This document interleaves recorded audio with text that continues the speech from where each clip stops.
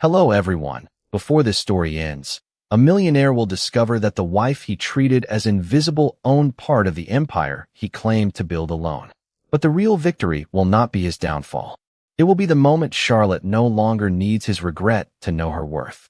Stay with us, subscribe if you believe dignity is stronger than revenge, and tell us where you are listening from. Because 3 days before a glittering Manhattan gala, a 7-month pregnant woman carried a letter to her husband's office and heard the sentence that ended her marriage before anyone saw her remove the ring. Part 1. 3 days before the gala, Charlotte Whitmore Caldwell arrived at Caldwell Luxury Group shortly after 6 on a Wednesday evening. Most employees had gone home.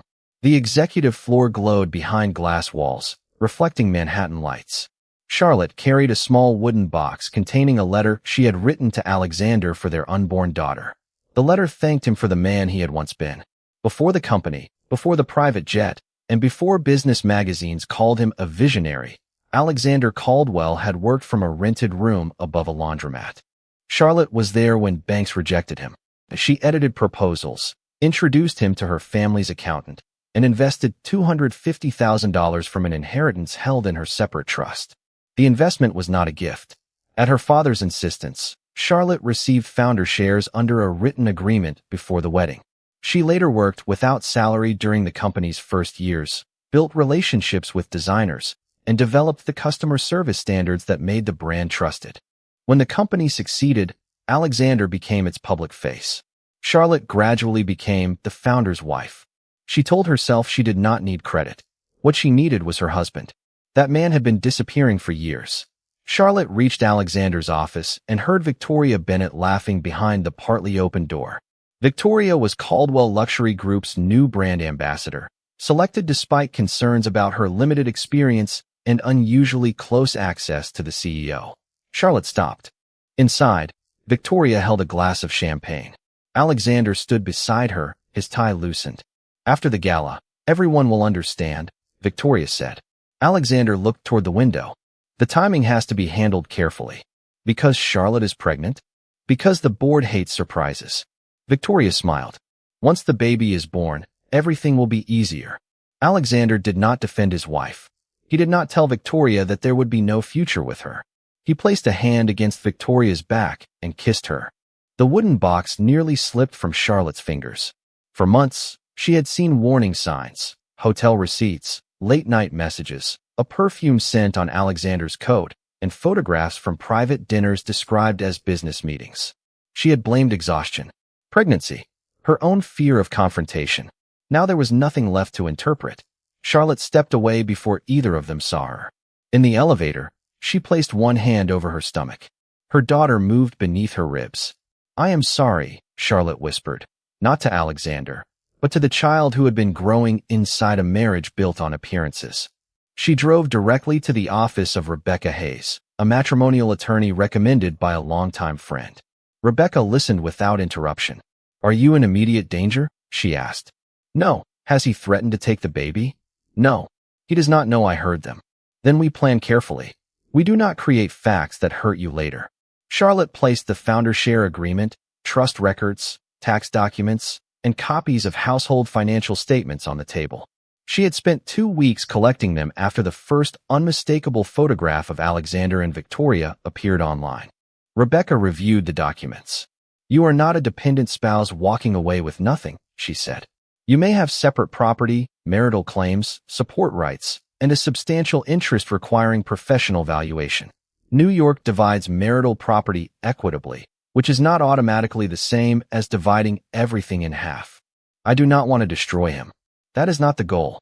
I want a safe home for my daughter. I want my ownership recognized. And I want the marriage to end without turning her childhood into a war." Rebecca nodded. "Then every decision begins there."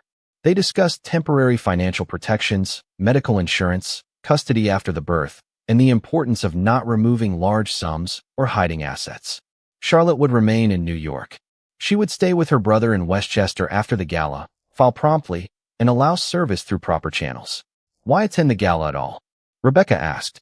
"Because Alexander expects me to stand beside him while he presents Victoria to the world as if I am too weak to understand. You do not owe anyone a performance." "No," Charlotte said. but I owe myself a clear ending. Rebecca cautioned her against making accusations she could not prove publicly or disclosing confidential company information. Charlotte agreed. She did not need a speech. She needed one gesture. That night, Charlotte returned to the penthouse. Alexander arrived after midnight and kissed her forehead. "Big week," he said. "Try not to overthink things." Charlotte looked at the man she had once helped build a future with. "I will not," she replied. For the first time, it was true. Part 2. The ring ironed Eleanor's hand for the next 3 days. Charlotte behaved normally because normal behavior protected her choices. She did not confront Victoria. She did not warn Alexander. She moved personal records to Rebecca's secure office, confirmed that her inherited trust remained separately titled, and copied documents showing the company's shares issued to her before marriage.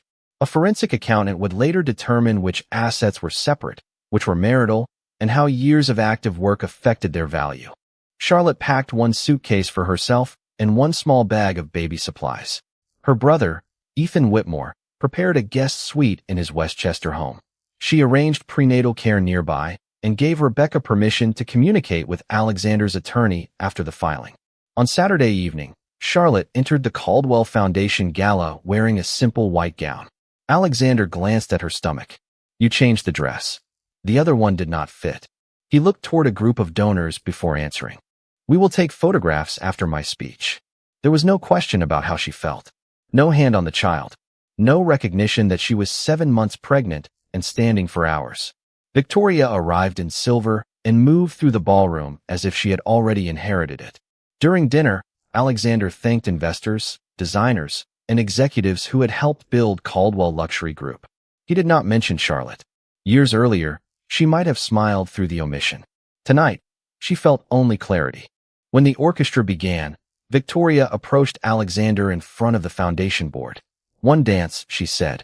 Alexander hesitated just long enough to prove he knew it was wrong. Then he accepted. Guests noticed. Phones appeared. Victoria placed her hand on his shoulder, and Alexander drew her closer than professional courtesy allowed.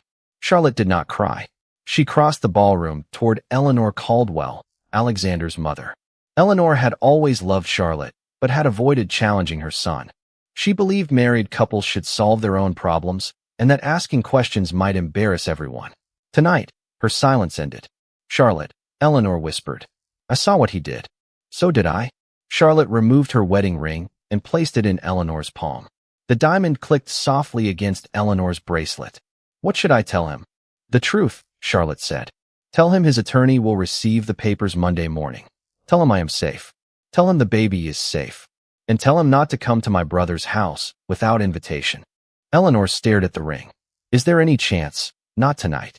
Charlotte did not announce the affair to the ballroom. She did not insult Victoria. She did not threaten the company. She turned toward the exit. A few guests stopped speaking. Others pretended not to watch. Alexander noticed the movement and stepped away from Victoria. "Charlotte." She continued walking. He followed her into the hotel corridor. "What is this?" Charlotte stopped near the elevators. "You kissed Victoria in your office." The color left his face. "You were there?" "I was." "Let me explain." "Your explanation belongs with your lawyer now." Alexander glanced toward the ballroom, where donors and board members were watching through the open doors. "Do not do this here." "You did this here." The elevator arrived. Alexander lowered his voice. "You are pregnant. You cannot make a decision like this because you are emotional." Charlotte looked directly at him. "I made this decision because I am thinking clearly." She entered the elevator alone. By the time Alexander reached the lobby, Ethan Whitmore's car had already left the hotel. Charlotte sat in the back seat with her hand over her daughter. Ethan did not ask whether she was sure. He said, "The room is ready." The next morning, photographs from the gala appeared online. Some headlines called Charlotte humiliated. Others described a scandal involving Alexander and Victoria. Rebecca advised Charlotte to issue one statement and then remain silent. Charlotte's representative released 12 words. "Mrs.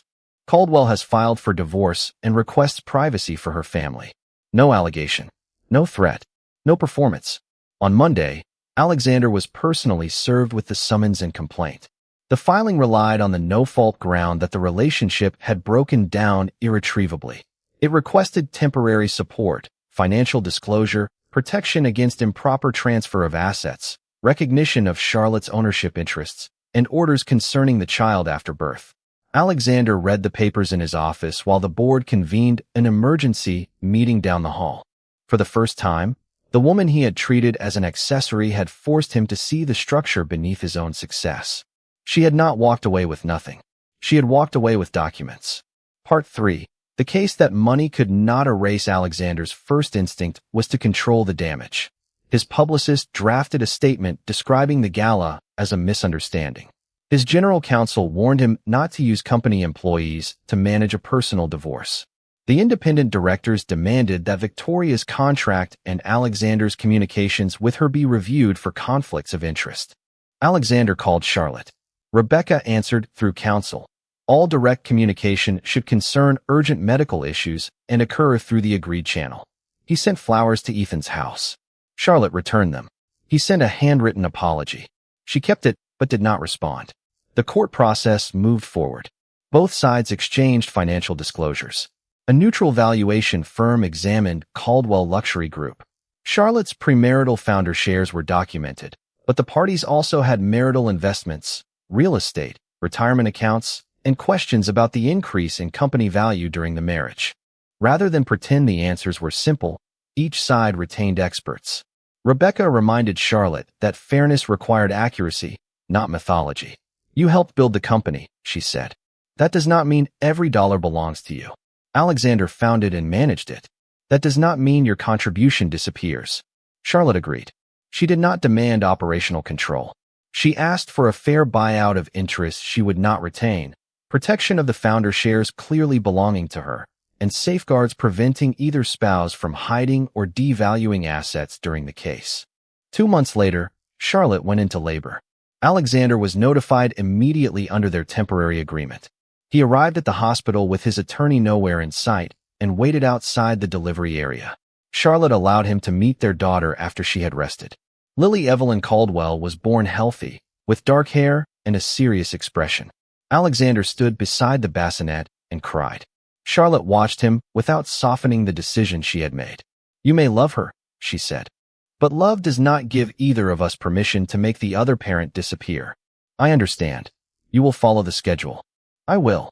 Because Lily was born during the marriage, Alexander was treated as her legal parent.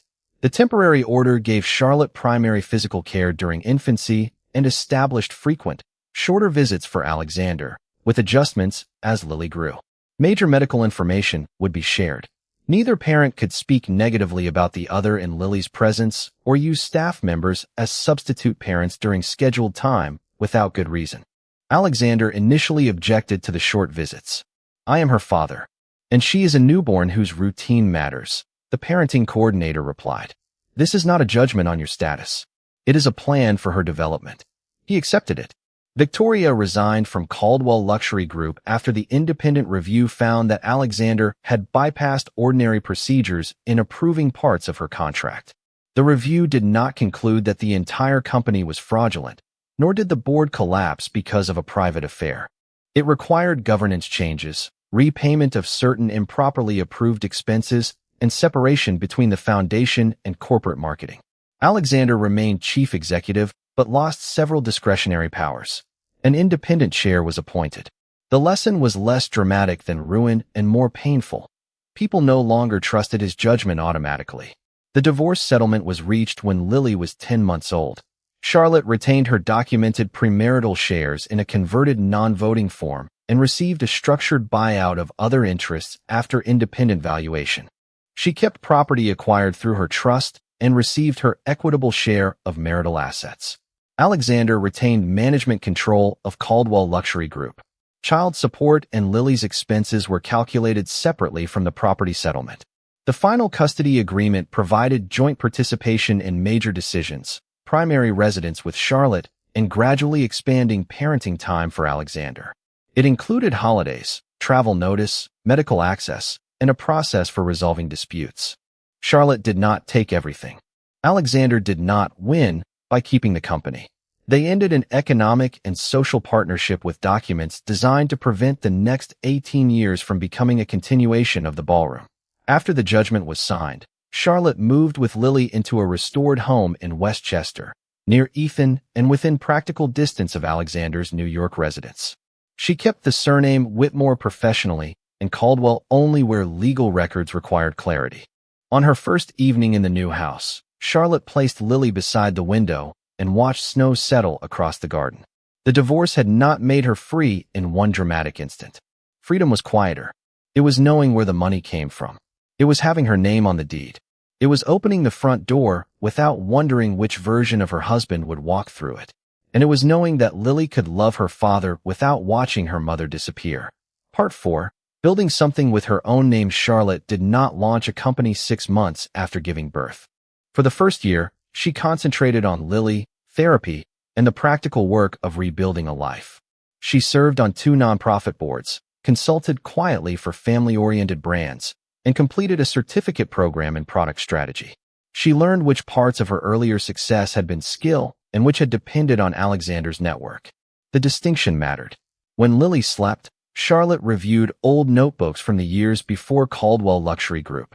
She had once imagined creating elegant household products designed for real families rather than magazine photographs. Washable textiles, durable furniture, storage that did not make a home look like a showroom. She began with one product, a reading chair wide enough for a parent and child. Ethan helped her assemble the first prototype in his garage. It looked terrible. Charlotte laughed until she cried. The second prototype was safer. The fourth was comfortable. The seventh met the standards required by the manufacturer she eventually selected. Whitmore Living launched online when Lily was almost 2. The first month was modest. The company sold fewer than 400 chairs. Charlotte answered customer emails herself and replaced units damaged in shipping. She refused to call the launch a triumph simply because the story sounded inspiring. Over the next 3 years, the business grew through disciplined decisions. Charlotte hired experienced operations staff before expanding the product line. She kept debt within limits reviewed by an independent finance committee. She did not use Lily's image in advertising. She declined interviews that wanted only the story of a betrayed millionaire's wife. "We build products," she told her team. "We are not selling my divorce." Alexander watched from a distance. His parenting time with Lily expanded as she grew. He attended pediatric appointments, learned how to braid her hair badly, and kept a bedroom for her that looked like a child lived there rather than a designer had staged it. He also made mistakes. He once sent a driver to collect Lily because a meeting ran late. Charlotte reminded him that the agreement allowed reasonable childcare, but that repeatedly delegating his limited time would damage his relationship with their daughter. Alexander canceled the meeting and arrived himself. Another time, he introduced Lily to a woman he had dated for only several weeks. Charlotte objected, not because she wanted control over his private life, but because instability affected their child. Their parenting coordinator helped them agree on a consistent approach to new partners. They did not become friends. They became competent co-parents. At Lily's preschool graduation, Alexander and Charlotte sat in the same row with an empty chair between them. Lily ran from the stage and filled the space herself. "Both of you came," she said. "Of course," Charlotte answered. Alexander looked at his daughter. "We said we would." The promise sounded simple because neither adult described the negotiations that made it possible. Meanwhile, Whitmore Living opened its first small showroom in White Plains. The company had taken 4 years to reach stable profitability. Business publications began writing about its customer loyalty and careful growth. Charlotte agreed to one interview on the condition that the article focus on the business model. The reporter asked whether betrayal had motivated her success. "No," Charlotte said. "Pain may force a person to move, but it cannot run a healthy company. Skill, patience, honest numbers, and good people do that." The answer became widely shared. Not because it promised revenge, because it sounded true. At Caldwell Luxury Group, Alexander read the article alone. He did not feel threatened by her success. He felt ashamed that the world was finally recognizing abilities he had benefited from without naming. He wrote a message, "Congratulations. You earned this." Charlotte considered ignoring it. Then she replied, "Thank you." 2 words. Polite. Boundaried. Enough. The most important change was not that Alexander now understood her value. It was that Charlotte no longer required his understanding to continue. Part 5. When the empire needed the woman it forgot. 5 years after the gala, Caldwell Luxury Group faced its first serious downturn. The problem was not the divorce. Consumer spending had weakened, several expensive stores were underperforming, and a rushed international expansion had created debt. Alexander's new governance structure required independent review before major restructuring. Charlotte still held a small class of non-voting founder shares, received as part of the divorce settlement, and the company still owed scheduled payments under the buyout agreement. She had no authority to march into the boardroom and remove Alexander. She did, however, have contractual rights to financial information and protections if the company sold major assets affecting her agreement. Alexander's lawyers proposed delaying 1 year of payments in exchange for additional security and interest. Rebecca reviewed the proposal with Charlotte. "You can refuse," Rebecca said. "They may be able to pay, but it would reduce their flexibility." Would refusal endanger employee pensions or payroll? Not directly, but it could make the restructuring more difficult. Charlotte did not answer immediately. Caldwell Luxury Group employed thousands of people who had nothing to do with Alexander's betrayal. Some had worked beside Charlotte in the early years. She would not sacrifice her legal rights, but neither would she use a business downturn to create a revenge ending. She agreed to a limited extension after independent financial review, additional collateral, and strict reporting requirements. The revised agreement protected her while giving the company time to close in profitable locations responsibly. Alexander requested a private meeting to thank her. Charlotte allowed Rebecca and the company's counsel to attend the business discussion. When it ended, the lawyers left them in the conference room for 5 minutes. "You could have made this much harder," Alexander said. "I could have protected myself less intelligently," Charlotte replied. "That is not the same thing." He nodded. Age had changed him. Gray showed at his temples. He no longer carried certainty like armor. "I used to tell people I built this company alone. I know. I believed it. I know that too." Alexander looked at the table. "Your original investment kept us alive. Your standards built loyalty. Your relationships opened doors. I turned all of that into background because I wanted the story to belong to me." Charlotte felt no rush of victory. She had imagined this admission years earlier, when she still believed acknowledgement could repair humiliation. Now it arrived as information she already possessed. "Thank you for saying it," she replied.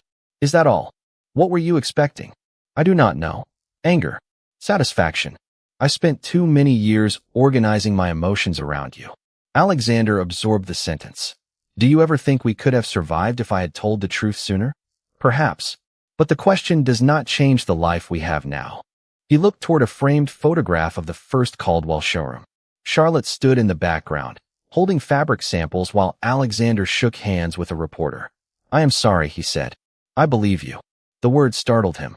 "Believing your apology does not require me to return," she continued.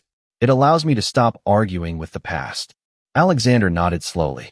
Before she left, Charlotte gave him one piece of advice as a shareholder, former partner, and person who understood the company. "Close the stores that exist only to protect your pride. Keep the teams that serve customers well. And let qualified people lead." He followed the advice. The restructuring took 2 years. Caldwell Luxury Group became smaller, more stable, and less dependent on Alexander's image. He remained involved as executive chair, but appointed a new chief executive. The company survived. So did Charlotte. Neither survival required the other person to lose everything. Part 6. The stage with her name on it. Whitmore Living reached its 10th profitable quarter when Charlotte received an invitation to speak at a national retail conference in Chicago. The organizers originally proposed a session titled From Betrayed Wife to Business Powerhouse. Charlotte declined. They returned with a new title, Building Trust into the Product. She accepted. The conference hall held more than 1,000 executives, founders, and investors. Charlotte spoke about returns data, customer service, responsible growth, and the cost of designing homes for photographs instead of people. She discussed the reading chair that had required 7 prototypes and the decision to delay expansion until the company could support it. Only near the end did she mention her personal history. "I once confused being unseen with being unimportant," she said. "They are not the same. Other people may fail to recognize your work. That does not reduce its value. But you still have a responsibility to document it, protect it, and speak its name." The audience rose when she finished. Alexander watched the live stream from New York with Lily, now 6, sitting beside him. "Mom is famous," Lily announced. Your mother is excellent at her work, he corrected. Is that different? Yes. Fame depends on who is watching. Excellence remains when no one is. Lily repeated the sentence to Charlotte the following weekend and gave Alexander credit. Charlotte smiled despite herself. At the conference, reporters asked whether Whitmore Living would compete directly with Caldwell Luxury Group. Charlotte answered that the companies served different customers and that she had no interest in turning business strategy into family theater. One reporter asked whether she had forgiven Alexander. That is a private matter, Charlotte said. But I can tell you that forgiveness and reconciliation are different decisions. The sentence spread farther than any detail of her speech. Several months later, Eleanor invited Charlotte to lunch.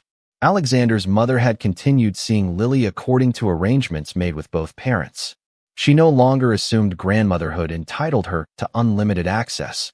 She called before visiting, respected Charlotte's home, and never carried messages between the former spouses. At lunch, Eleanor placed the old wedding ring on the table. I kept it because I did not know what else to do, she said. Charlotte looked at the diamond that once represented everything she hoped marriage would be. It belongs to you, Eleanor continued. Not Alexander. Not the Caldwell family. You decide. Charlotte accepted the box. Eleanor's hands shook. I am sorry I stayed quiet. You did not cause his affair. No. But I praised his ambition while watching you become smaller. I told myself that a mother should not interfere in her adult son's marriage. There is a difference between controlling someone and telling the truth. Charlotte reached across the table. Thank you. She did not absolve Eleanor of every missed opportunity. She did not need to. Accountability did not require permanent punishment. Charlotte later sold the ring through a private jeweler.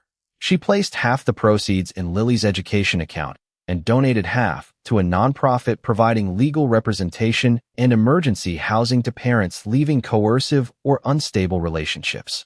She kept no symbol from the marriage. The records, lessons, and daughter were real enough. When Alexander learned what she had done, he did not object. That ring was never mine after you took it off, he said. For once, they agreed without needing a mediator. Part 7. The question Lily deserved to ask when Lily turned 8. A classmate showed her an old photograph from the gala. The image captured Alexander dancing with Victoria while Charlotte stood near the staircase, visibly pregnant. The headline beneath it described the scandal that ended a billionaire marriage. Although Alexander had never been a billionaire, and the story contained several other errors. Lily brought the picture to Charlotte's house. Is this why you and Dad got divorced? Charlotte did not blame the internet, the classmate, or Alexander. She called him and suggested that they answer together with guidance from Lily's counselor. They met the following week. Alexander looked at the photograph for a long moment. Yes, he said. It is part of the reason. Did you love Victoria? I was involved with her when I was married to your mother. Whatever I felt, I handled it dishonestly and hurt your mother. Lily turned to Charlotte. Did you leave because of me? No, Charlotte moved closer. I left because the marriage had become unhealthy for me. I made plans so you could have a safe, stable relationship with both parents. Did Dad try to take me? No, Charlotte said. Alexander added. We disagreed, but we used lawyers, a parenting coordinator, and court agreements. Your mother did not prevent me from knowing you. Do you hate each other? The adults exchanged a look. No, Charlotte said. We are not married, and we are not close friends. But we respect that you love both of us. Lily studied the photograph again. Why was Grandma holding the ring? Because I gave it to her, Charlotte replied. Was that dramatic? Alexander almost laughed.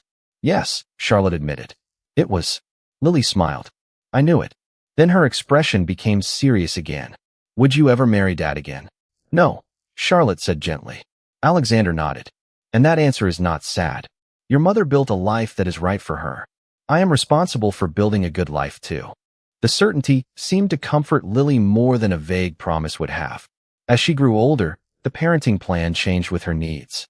She spent longer school breaks with Alexander and remained primarily based near Charlotte's home and school. Both parents attended conferences, medical appointments, and performances. When disagreements arose, they discussed them privately. Alexander dated again, but did not introduce anyone to Lily until the relationship had become stable. Charlotte eventually formed a relationship with David Mercer, an architect she met through a showroom project. She waited a year before introducing him to Lily. Before David moved into Charlotte's home, she informed Alexander as required by their agreement. Alexander struggled with the news, but kept the struggle away from Lily. Is he kind to her? He asked. Yes. Does Lily feel safe? Yes. Then I will behave like an adult. He did. At Charlotte and David's small wedding, Alexander was not a guest. Lily spent the morning with him and arrived at the ceremony with Eleanor. There was no staged moment in which Alexander handed Charlotte to another man. She belonged to no one. That evening, Alexander sent one message. I hope this chapter is peaceful. Charlotte replied, It is. Thank you. The exchange held no secret longing. It held something more useful. Closure. Part 8. The woman who did not need revenge. 12 years after the Caldwell Gala, Charlotte returned to the same hotel for a literacy fundraiser sponsored jointly by Whitmore Living and several independent retailers. She was no longer introduced as Alexander Caldwell's former wife. The program listed her as Charlotte Whitmore, founder and chief executive of a company known for family-centered design and responsible growth. David sat beside Lily, now 12. Ethan and Rebecca occupied the next table. Eleanor arrived with Alexander and greeted Charlotte warmly. It proved the past no longer controlled the room. Alexander had stepped away from daily management of Caldwell Luxury Group. The smaller company remained profitable under professional leadership. He devoted more time to Lily and to governance work with young founders, warning them not to confuse admiration with character. He and Charlotte spoke before dinner. You look happy, he said. I am. I used to think hearing that would destroy me. What changed? I stopped believing your happiness was evidence of my punishment. Charlotte nodded. That sounds healthier. It is. There was no invitation hidden inside the conversation. No old ring. No final request for another chance. During the program, Lily walked to the stage to introduce her mother. When people tell my mother's story, they usually begin with the night she left a ballroom, Lily said. I think they begin too late.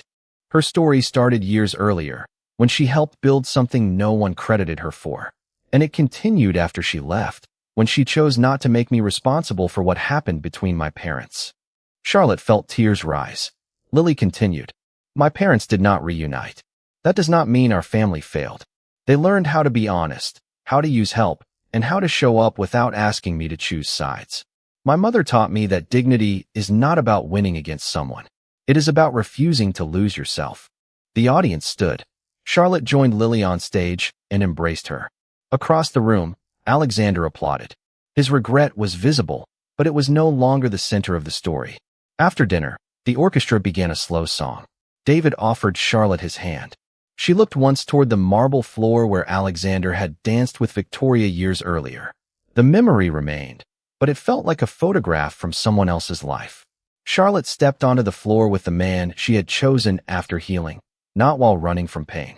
Nearby, Alexander danced with Lily. He listened while she corrected his steps. Eleanor laughed from her chair. Ethan raised a glass toward his sister. Nothing about the scene was perfect. It was better than perfection because no one had to pretend. Charlotte had received a fair settlement rather than a fantasy of walking away penniless. Alexander had faced professional and personal consequences without becoming a cartoon villain destroyed overnight. Lily had relationships with both parents under clear agreements designed around her safety and stability. Whitmore Living had grown over years of work, not through a miracle produced by betrayal. And Charlotte's greatest victory was not that Alexander finally recognized her contribution. It was that recognition had become unnecessary. When the music ended, a reporter approached and asked for one final quote about the scandal that made her famous. Charlotte smiled. The scandal did not make me, she said. It only ended the period when I allowed someone else to describe who I was. She declined further questions and returned to her family. Outside, Manhattan lights reflected across the hotel windows. The city looked much as it had 12 years earlier. Ambition still filled boardrooms. Cameras still searched for dramatic endings. People still mistook public success for private character. But Charlotte knew the difference now. She had once placed a ring into Eleanor's hand because leaving was the only honest choice she had left. Tonight, she left the ballroom holding Lily's hand and walking beside David.